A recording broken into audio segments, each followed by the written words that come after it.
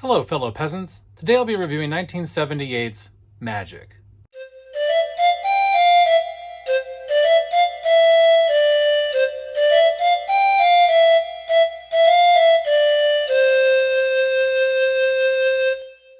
Alright guys, so I watched Magic. This came out in 1978, stars Anthony Hopkins. What's it about? Anthony Hopkins is a failed magician. He tries to do some card tricks at a nightclub. He fails, he gets laughed off the stage. And then he comes back a year later with a ventriloquist magic act. And he seems to be somewhat successful. And he's on the cusp of like getting this TV deal. His agent is like, look, all you got to do is like take this,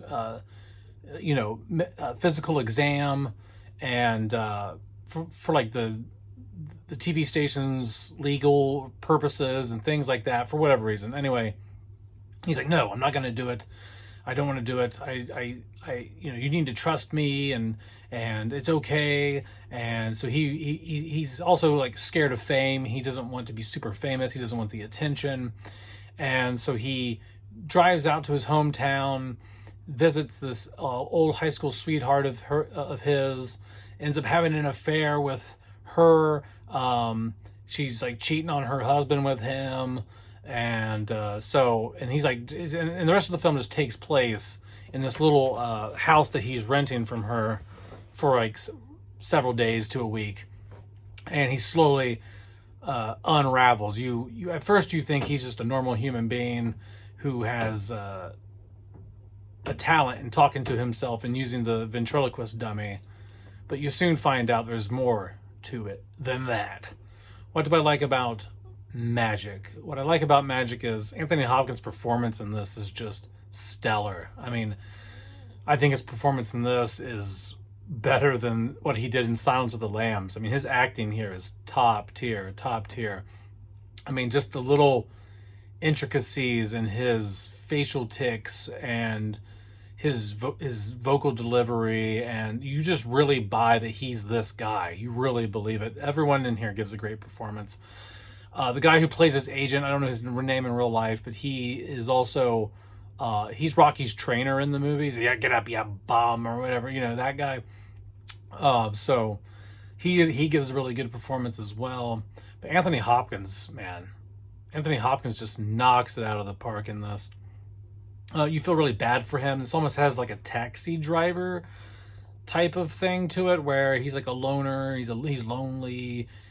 He's weird, and no one really likes him. His agent wants to help him get a job, but I don't think he like personally cares about him. Towards the end, that changes a bit because he's like, look, I think you're crazy. You need mental help, before I even try to get you a TV deal now. Like, you're in here talking to yourself. This is no longer a ventriloquist act. You're actually in here talking to yourself, and you're not practicing an act. You are, you and the dummy have become one. It's kind of weird.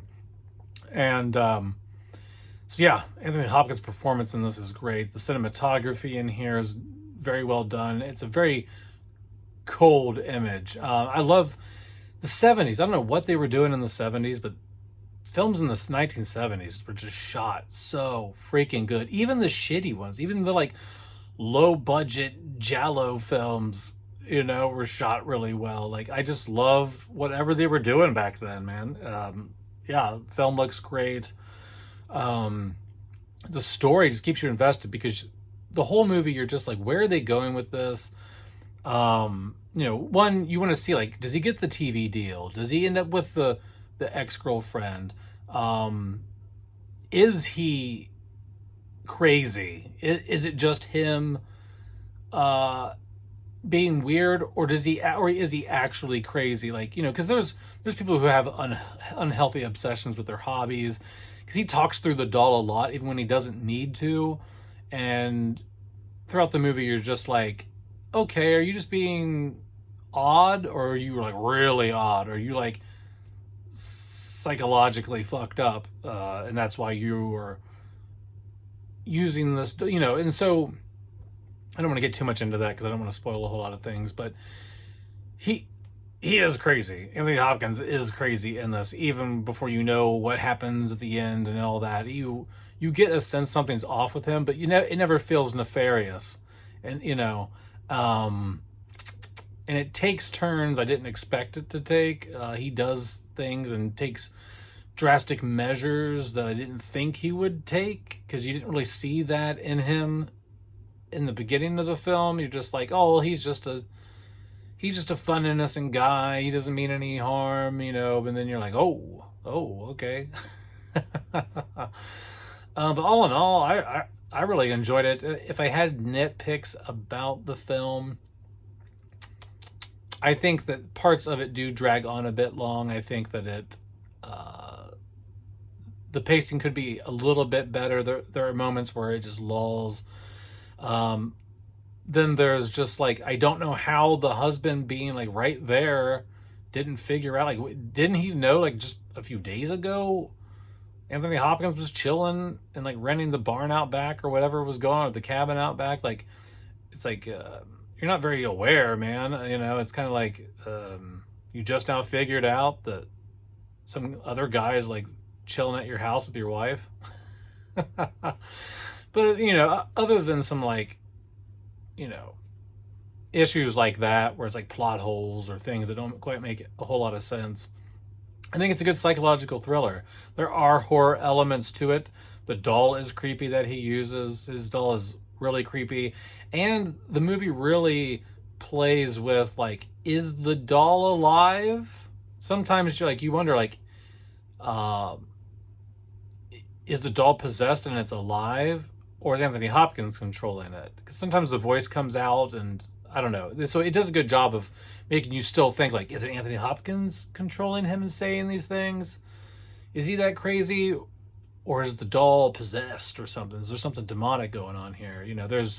They play with that a little bit, just to get you thinking. And so anyway, guys, I really liked Magic. I think it's a good movie. If I were to rate it, I'd probably give it like an 8 out of 10, 8.5 out of 10. I've really had a good time with it. And if you like Anthony Hopkins, you can't go wrong with this. This is a great performance. This is a really, really good performance. So, all right, guys, let me know in the comments below what you think about 1978's Magic. Have a good one, peasants. Peace out. Bye-bye.